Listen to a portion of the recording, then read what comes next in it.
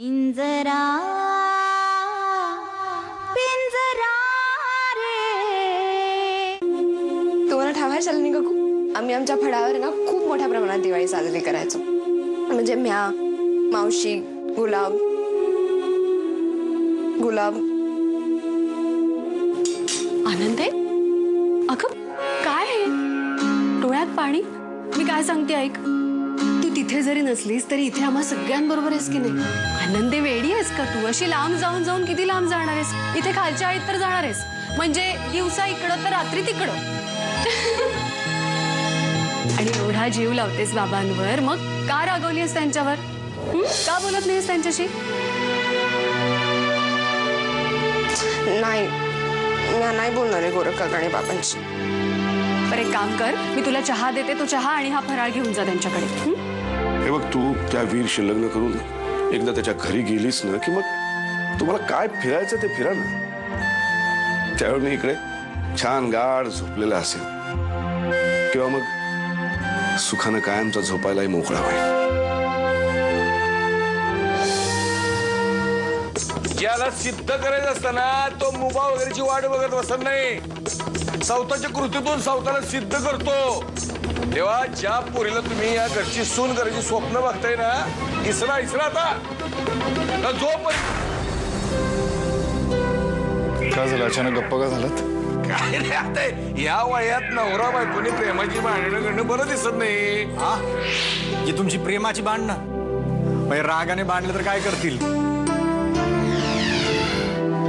तात्या, केदारचा फोनच आला नाहीये. तो म्हणाला होता फोन करायला आणि अजूनही फोन आला नाहीये त्याचा. येईल की, कशाला सणासुदीला टेन्शन घेत आहे? आता लक्ष्मी अशी वेळ झाली घरात. अशी नाही तर तशी ती आनंदी घेऊन येईलच की. आता हे तुमचं मत समजायचं का आम्हाला मारलेला जोडा? तात्या, उगाच वाद नको. सरस्वती, तू जर खरंच आनंदीला तुझी मुलगी मानलंस ना, तर ह्या दिवाळीला खऱ्या अर्थानं या घरात प्रकाश आला असं म्हणता येईल बघ. मुलगी मानत असलीस तर म्हणजे आनंदी तुमची मुलगी आहे, म्हणजे ती माझी मुलगी आहेच की. मला या घरात शांतता हवी आहे, कोणाचं कोणाशी भांडण नकोय आणि सगळ्यांच्या चेहऱ्यावर हसू हवंय मला, बस. मग या सगळ्याची सुरुवात आपण या दिवाळीपासूनच करू. लक्ष्मीपूजनासाठी माझ्या बरोबर बसाल? मी विचार करत होतो की गोरख आणि गुलाबला बसू दे, ते या घरातले नवे नवरा बायको आहेत ना. इतकी वर्ष भांडून आपण दोघं पुन्हा एकत्र येतोय, म्हणजे आपण दोघं सुद्धा एकमेकांना नवखेच नाही का? नारायणी, आनंदे, परत सांगतोय, मी संशय घेतलेला नाही, संशय दादानी घेतला. आनंदे, गपचूप त्यांना करंजी भरीव काय? अगं पण मला भांडायचंय तिच्याशी.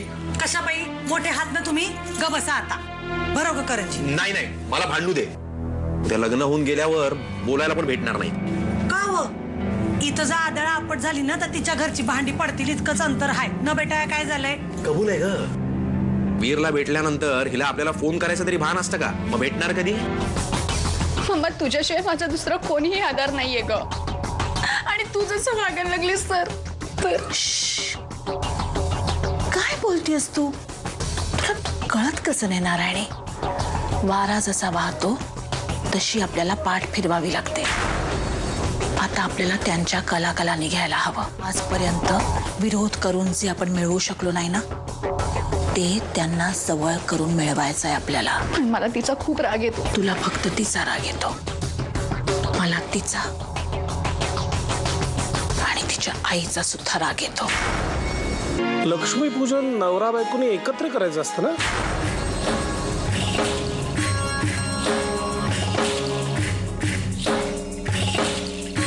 आज आम्ही एकत्र बसणार आहोत पूजेला. अभिनंदन. खूपच मोठं काम केलं म्हणायचं. अजून खूप काही केलंय, खूप काही मिळवलंय. कळेल तुला हळूहळू.